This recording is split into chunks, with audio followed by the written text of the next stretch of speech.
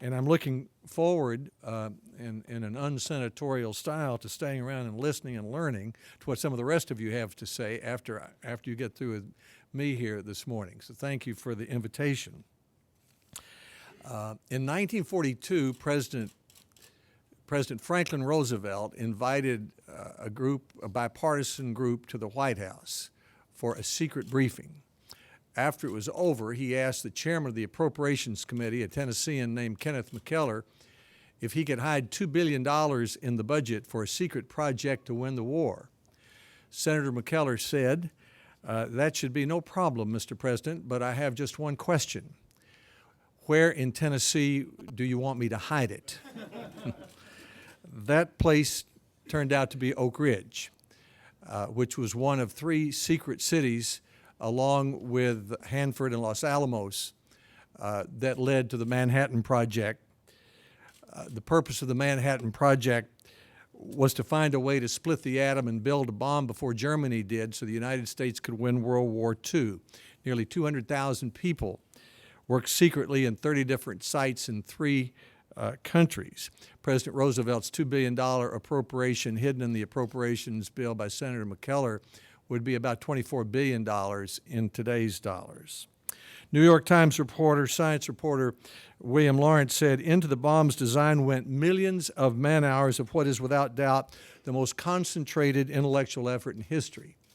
Last Friday, I addressed a group of about 200 scientists and managers at the Oak Ridge National Laboratory, and I proposed that the United States should launch a new Manhattan Project, a 5-year project to put America firmly on the path to clean energy independence. Instead of ending a war, the goal would be clean energy independence so that we can deal with rising gasoline prices, electricity prices, clean air, climate change, and national security for our country first, and because other countries in the world have the same urgent needs and therefore will adopt our ideas for the rest of the world.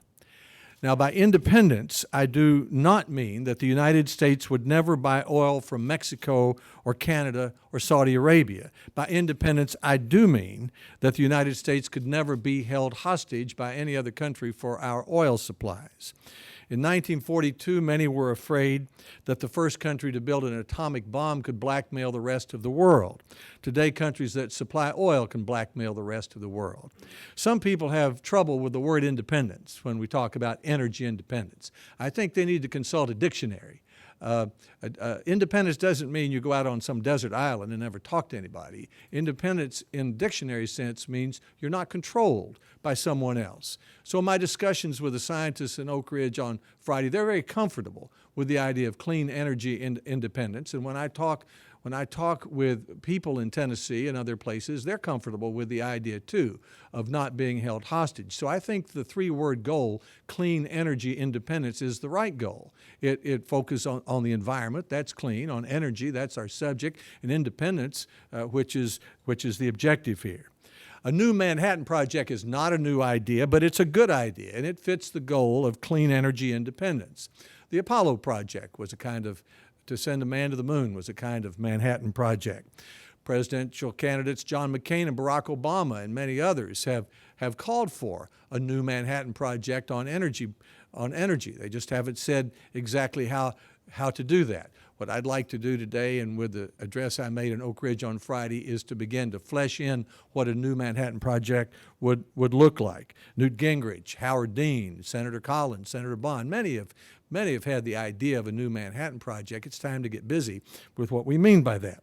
And through the 2 years of discussions that many of us had with the America Competes Act that passed in 2005, which is the blueprint that Congress passed to maintain competitiveness, America's competitiveness in the world.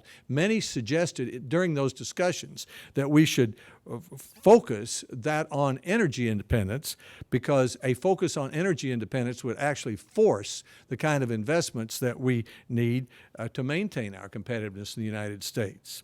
The overwhelming challenge in 1942 was that Germany would build a bomb before we did. The overwhelming challenge today, according to National Academy of Sciences President Ralph Cicerone, in his address 2 weeks ago to to the Academy's annual meeting is to discover ways to satisfy the human demand for and use of energy in an environmentally satisfactory way and an affordable way so that we're not overly dependent on overseas sources. Most of us know the statistics. Cicerone repeated them in his address. We pay $500 billion overseas for oil. That's $1,600 for each one of us. Some of it to nations that are hostile to us. Some of them that are funding terrorists who are trying to kill us. It's half our trade deficit. It's forcing gasoline prices to $4 a gallon. It's crushing family budgets. And then there are the environmental consequences. If worldwide energy use continues to grow as it has, humans will inject as much CO2 into the air from fossil fuel burning between 2000 and 2030 as they did between 1850 and 2000. There's plenty of coal to help achieve energy independence, but there's no commercial way yet to capture and store so much carbon from so much coal burning. And we haven't finished the job of controlling sulfur, nitrogen, and mercury emissions. There are several reasons why I believe the original Manhattan Project model fits the idea of a Manhattan Project for clean energy independence.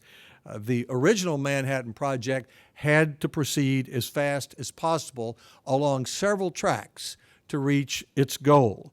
According to a young engineer at Los Alamos, the entire project was being conducted using a shotgun approach, trying all possible approaches simultaneously without regard to cost to speed to a conclusion. It needs presidential focus, and it needs a bipartisan support in Congress. It needs the kind of centralized, gruff leadership that General Leslie Groves of the Army Corps of Engineers gave the first Manhattan Project. The first Manhattan Project mobilized the brightest scientists of several countries. It drafted some of the major corporations in America, like Tennessee Eastman, Union Carbide, others, and it was run by the Army. That's one reason it succeeded. It needs to break the mold, as Dr. Oppenheimer told Los Alamos scientists in 1945 about their work then. Clean energy independence is too revolutionary to consider in the framework of old ideas, and both that project and the new one needs to start with a small, diverse group of great minds. There are some lessons, too, from the America Competes legislation that I mentioned a little earlier. Remember how it happened. Just 3 years ago, in May 2005, a bipartisan group of us from Congress asked the national academies to tell the Congress the 10 things we needed to do to keep our brain power advantage so we could keep our jobs from going overseas. I remember saying to the academies at that time, most ideas in Washington, D.C. fail for lack of the idea. And if they would just give us the 10 things we needed to do, that consensus would make it possible for us to succeed. By October, Norm Augustine, a member of the National Institute of Engineering, had assembled a small group of great minds, including Nobel laureates, university presidents. They gave us 20 things to do.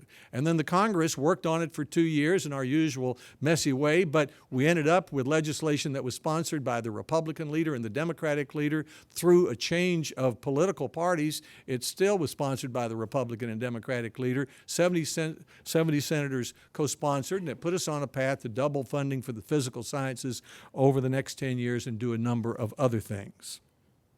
Some say that an election year is not a good time to try to move in a bipartisan way on such a big project. I can't think of a better time. I mean, voters expect presidential candidates and candidates for Congress to come up with solutions for $4 gasoline, clean air, and climate change, and the national security implications of all of that. John McCain, for example, is dedicating this week to such a discussion. The people didn't elect us to take a vacation just because there's a presidential election in November. So we've already tried to combine the idea of the Manhattan Project with the model that we used with America Competes. I'm spending a little bit of time on process here. That may not be as interesting to people outside Washington, but those who know Washington know that process is often policy, and it's very important. So I visited with Senator Jeff Bingaman and Senator Domenici and Lisa Murkowski are the senior members of the Energy Committee in the Senate, and they are the ones who Senator Bingaman and Domenici made a major effort in the America Competes Act, keeping it bipartisan. With me in Oak Ridge on Friday were Congressman Bart Gordon, the Democratic chairman of the House Science Committee, who was also very involved in America Competes, and Zach Wamp, a senior appropriator. So we're off to that kind of start, and my goal is that we could find a way to take the ideas that I'm outlining here and that others have outlined and come to a consensus about it in about the same period of time that we did 3 years ago with America Competes. That would mean that by October there would be a consensus of ideas and a group of us in support of the ideas, and the new president and the new Congress could go to work. The National Academies has its own study going on. You at Brookings have been doing a lot of work as well, but the important thing is to get it together. Otherwise, you know what will happen. Each of us in Congress, more than 500, will say, well, my uncle's got a great idea up in his attic. Let's put $400,000 behind it, and we'll all be going off in 100 directions, and we'll still be paying $4 for gasoline. We'll still have a problem with clean air and climate change, and we'll still have a lot of national security problems because we're being held hostage, in effect, by other countries who have the oil. So, how to proceed? When I talked with Senator Bingaman about the idea of a new Manhattan Project, he thought for a moment. He said, maybe this is a little different. Maybe we need several mini Manhattan projects, and he suggested the recent speech by Chuck Vest, the former MIT president who's head of the National Institute of Engineering, who suggested 14 grand challenges for the 21st century for engineering, 3 of which had to do with energy. I think that Senator Bingaman and Chuck Vest are right. Congress doesn't do comprehensive well. We proved that with the comprehensive immigration bill. Step-by-step solutions or different tracks toward a single goal are easier to digest, have fewer surprises, they often cost less. And of course, the original Manhattan Project proceeded along several tracks toward one goal. So here are my criteria for choosing the tracks that we should follow. 1, grand consequences. 2, the United States uses 25% of all the energy in the world. So interesting solutions for small problems with small consequences ought to be part of some other project. Real scientific breakthroughs. There are a lot of things we already know how to do. I mean, we know how to drill 50 miles offshore in an environmentally clean way for oil and gas. We know how to build new nuclear power plants. We know how to increase fuel efficiency by 40% by 2020, which we just did in Congress.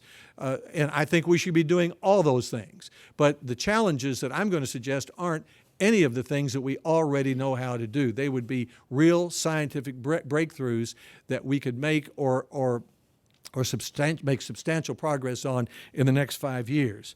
5 years. Why 5 years? Because we need to get moving.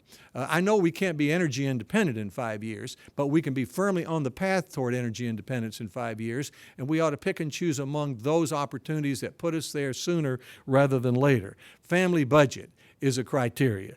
Our solutions need to fit the family budget. We can come up with grand ideas that double the price of gasoline and double the price of electricity, run all our jobs overseas, and put more of us on the welfare line. That's not a big success. The family budget has to be front and center as we compare options and as we consider costs. And consensus. The Augustine Group, working on America Competes, left off some very germane topics like excessive litigation because they knew they probably couldn't agree and the Congress couldn't either. So they picked 20 things they could agree about, and they thought we could, and as a result, we were able to agree on most of them.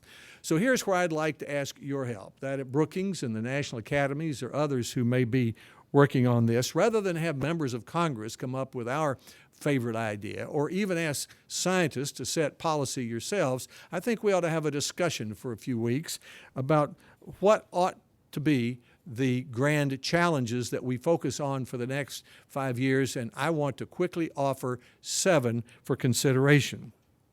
7 grand challenges that the Congress and the federal government should take over the next 5 years so that we would be firmly on a path toward clean energy independence.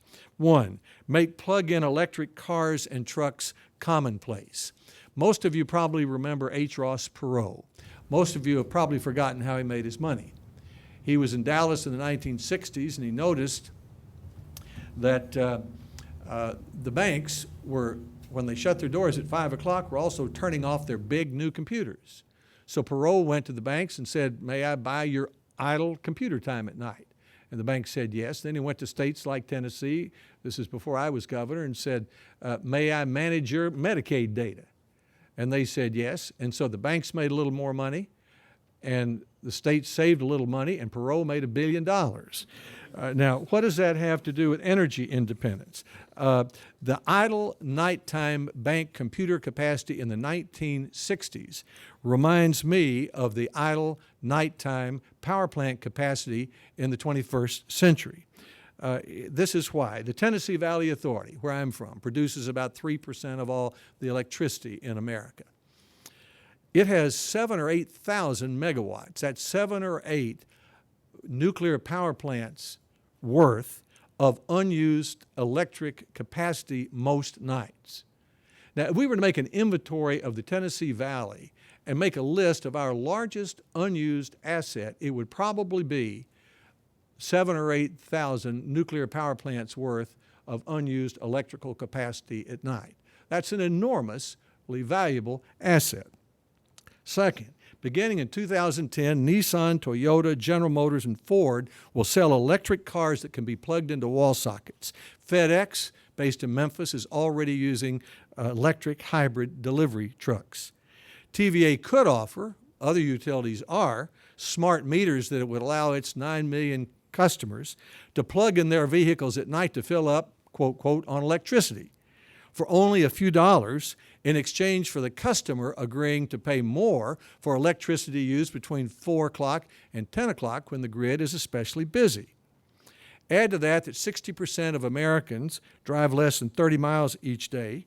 Those Americans could drive a plug-in electric car or truck without using a drop of gasoline. By some estimates, there's so much electric capacity in power plants at night that over time, and this would take a long time, we could replace 3/4 of our light vehicles with plug-ins. That could reduce our overseas oil bill from $500 billion to $250 billion and do it all without building one new power plant. In other words, we have the plugs, the cars are coming, all we need is the cord. Is this too good to be true? Haven't United States presidents back to Nixon all promised a revolutionary car? Well, times have changed. Gas is $4. We're mad about sending $500 billion overseas and the consequences that flow from that every year. We're worried about climate change. We're worried about clean air. And we already have 1 million hybrid cars that consumers have bought and are waiting in line to buy even without the plug-in. Down the road's the prospect of a hydrogen fuel cell hybrid vehicle with 2 engines, neither of which uses any gasoline. There are obstacles, true. Expensive batteries is a big one. Maybe they'll add, David Sandelos says, $8,000 to $11,000 per car. But I rode on the airplane today from Knoxville, sitting next to the director of the materials laboratory at Oak Ridge, who was at my speech on Friday. He says within 5 years, with the appropriate amount of research, we ought to have a 150 watt-hour per kilogram battery that would produce 80 miles on a single electric charge. Carlos Ghosn has said Nissan plans by 2012 to sell cars that do that without a hybrid battery on electric charge. Smart metering is not widespread. There'll be increased pollution from coal plants at night, that's true. But we know how to get rid of the sulfur, nitrogen, and mercury from coal plants, and we should do it anyway. So that may be an area where the federal government needs to help. And that leads us to the next grand challenge, one of those from the National Institutes of Engineering, and that is to make carbon capture and storage a reality for coal-burning power plants. There may be other solutions than capturing and putting underground the carbon from coal plants. But interestingly, the National Resources Defense Council, which is a pretty tough environmental group, has argued to me that after conservation, a coal solution is the better solution for clean energy independence because it provides for the growing power needs of the United States. And if we adopt a a way of creating electricity from coal that doesn't produce nitrogen, sulfur, mercury, or carbon in any significant quantities, then the rest of the world will do it as well. The third suggested challenge: make solar power cost competitive with power from fossil fuels. This is a second of the National Institute of Engineering's grand challenges. Solar power, despite 50 years of trying, produces 1/100th of 1% of our electricity. The cost of solar panels averages $25,000 to $30,000, and the electricity produced for the most part can't be stored. Back to the battery issue. Now there's more promising research, and at least one utility has contracted to build a solar thermal power plant, which captures the sunlight using mirrors, turn heat into steam, and stores it underground until the customer needs it. If that turns out to be commercially useful, that'll be a major breakthrough. 4, safely reprocess and store nuclear waste. Nuclear plants provide 20% of America's electricity, but 70% of our clean electricity. That is, no carbon, no sulfur, no nitrogen, no sulfur. The most important breakthrough needed so that we can build more new nuclear power plants is to find a way to deal with the nuclear waste. A political stalemate has stopped nuclear waste from going to Yucca Mountain in Nevada. We've got $15 billion already collected from ratepayers just sitting in a bank that was supposed to be for that purpose. Recycling could reduce the waste by 90%, creating less stuff to store, but finding a way to deal with this is important. The Oak Ridge scientists told me on Friday that a reasonable goal for nuclear power would be to add 5 or 6 new plants a year over the next 40 years. That would get up to close to 200 more power plants and but would only get us to about 30% of all the electricity that our big economy needs. I think it's very important in discussing clean energy independence that we realize we're not on some desert island, and a single solar panel and a windmill are not going to cut it for the needs of this country. We need large amounts of clean energy. That's one way to do it. 5, make advanced biofuels cost competitive with gasoline. There's a big backlash right now toward ethanol from corn because of its effect on food prices. And that reminds us of the great law of unintended consequences when issuing all these grand challenges. But ethanol from cellulosic materials, which could be described as things we grow that we don't eat, show great promise, and within the next 5 years could make a big difference. So the focus on advanced biofuels would be on crops we don't eat instead of crops we do eat. 2 more grand challenges. Make new buildings green buildings. Japan believes it may miss its 2012 Kyoto goals for greenhouse gas reductions primarily because of energy wasted by inefficient buildings. We know most of the technologies to do this. Figuring out how to accelerate their use in a decentralized society is most of this grand challenge. Someone asked me Friday, well, why do you limit it just to new buildings? Well, we don't have to limit it to new buildings, but retroactive is always harder to do, and it seemed to me that if we just found a way to make new buildings green buildings, that would be a significant accomplishment. And then finally, provide energy from fusion. Arguably, this doesn't belong on a list that has anything to do with the next 5 years. This is the idea of recreating on Earth the way the sun creates energy and using it for commercial power. It's the third grand challenge of the National Institutes of Engineering. And it's probably a long way away, but the promise of sustaining a controlled fusion reaction for commercial power generation is so fantastic that our 5-year goal should be to do everything we can do in 5 years to reach the long-term goal. And the Congress's failure to approve the President's request for the United States' continued participation in the international project to do this is embarrassing. This country of ours is a remarkable place. Even during this economic slowdown, this year we will produce about 30% of all the wealth in the world for just the 5% who live here, 5% of all the people in the world who live in the United States. Despite the gathering storm of concern about America's competitiveness, no other country approaches our brainpower advantage. The collection of great research universities. We don't just have some of them, we have almost all of them. The collection of great laboratories like Oak Ridge and Los Alamos and others. And the great private sector companies, all of which were brought together in the original Manhattan Project and could be brought together through the right kind of leadership in this one. These are precisely the ingredients that America needs during the next 5 years to place ourselves firmly on the path to clean energy independence and to achieve that independence within a generation. And in doing so, to make our jobs more secure, to help balance the family budget, to make our air cleaner and our planet safer and healthier, and to lead the world to do the same. Thank you.